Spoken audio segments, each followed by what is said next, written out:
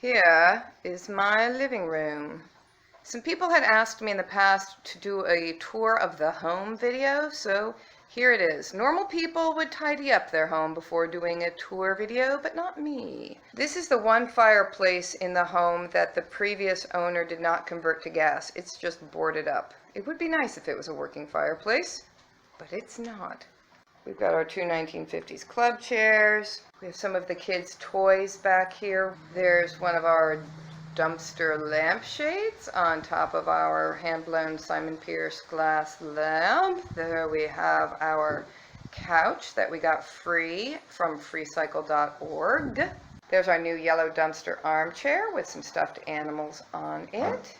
There's a mirror behind the armchair because this used to be the girls' dress-up area, and we had the mirror up so they could see themselves and twirl around when they played dress-up. Over here we have the entertainment area. We have some framed prints on the wall that my older daughter did in art class when she was in 8th grade. This house was built in the mid-1800s, and we have really high ceilings. We have some stained glass there over the doorways to the porch. We have this interesting woodwork around this very high doorway from the living room to the dining room. Hello! In our front hall we have this big mirror, and above it this interesting woodwork. Where the mirror is used to be a doorway through to the butler's pantry, I believe. With all this funky dunky woodwork.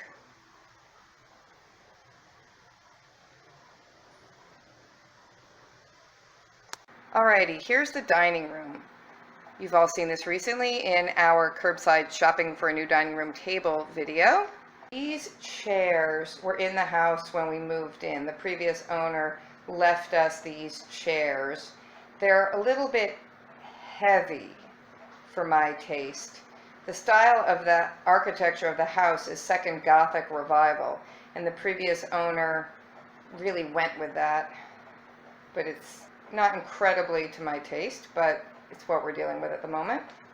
This corner cupboard looks like a built-in, but again, the previous owner, who put a lot of years and money into refurbishing this house, bought the front piece that you see and then kind of made it into a corner cupboard over there in the corner.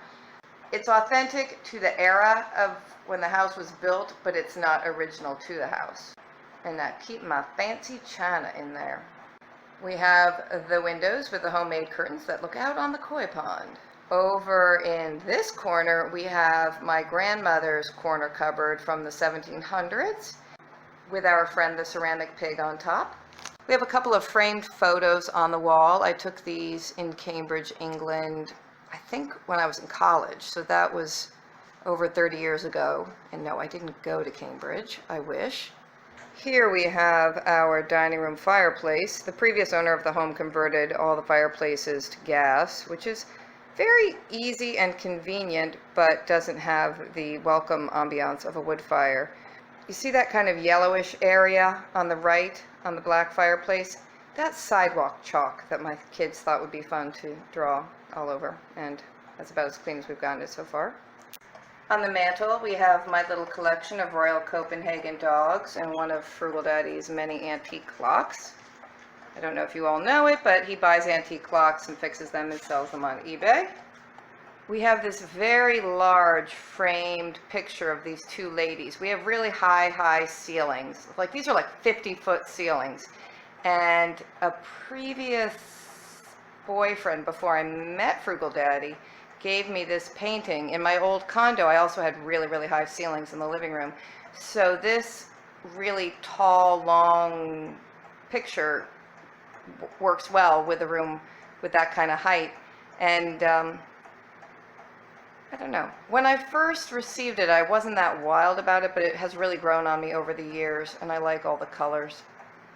And of course, who doesn't have doll houses in their dining room? We also have the kids' bookshelf and craft supplies in here. This house has radiators throughout. They are water radiators, not steam radiators, so they don't get massively hot. They're kind of a pain in the neck in terms of decorating because they block critical wall space. Here's our one other piece of artwork in the dining room. It's a kind of an Amish looking girl. I don't know if they wear black bonnets, but a girl with a bonnet holding a white cat. This was given to us by a good friend of my husband's in town who owns an antique store. Here we have a young princess modeling her doll houses. Hello. Okay, I'm going to show you my creepy, disgusting basement now. I never go in my basement because it's gross, and every time I blow a fuse, I'm yelling, "Frugal Daddy, I blew a fuse. Please go in the basement and fix it," because I won't go down there because it's gross. I'm going to show you because there are two interesting features to the basement that you need to see. Just don't look at all the mess. Quick glimpse of the basement. Do not judge the mess. Now remember, this house is over 150 years old. And what is significant is not how shitty it looks, but the walls. See, there's a wall here. And we have this tiny little area. And then there's another wall there. There's a wall over there. There's a wall here. Ow! There's a wall straight back there. There's another wall here.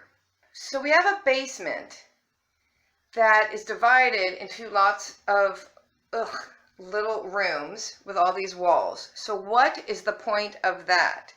The point is that all of the walls upstairs between rooms are sitting on top of the walls in the basement. The walls extend from up there all the way down into the basement. So every wall throughout the house is supported all the way down to the basement level, which I am told is why we don't have cracks in the plaster upstairs in all of those old plaster walls. Does that make sense? That's what I was told, so that's what I'm telling you. All these walls in the basement support every wall upstairs, so no cracks or minimal cracks in the plaster. I know this basement is disgusting and creepy. Ugh, I hate it down here. However, now I am seeing my little blue shelf. I used to have this up on a bathroom wall in my previous home, and I'm thinking, yes, I need to put this back up on a wall because I need shelves to store stuff. We really don't have a lot of closets in this house. I'm glad I saw that. The other interesting thing in the basement is this. See this kind of archway kind of thing? This is a tunnel. It's been bricked over.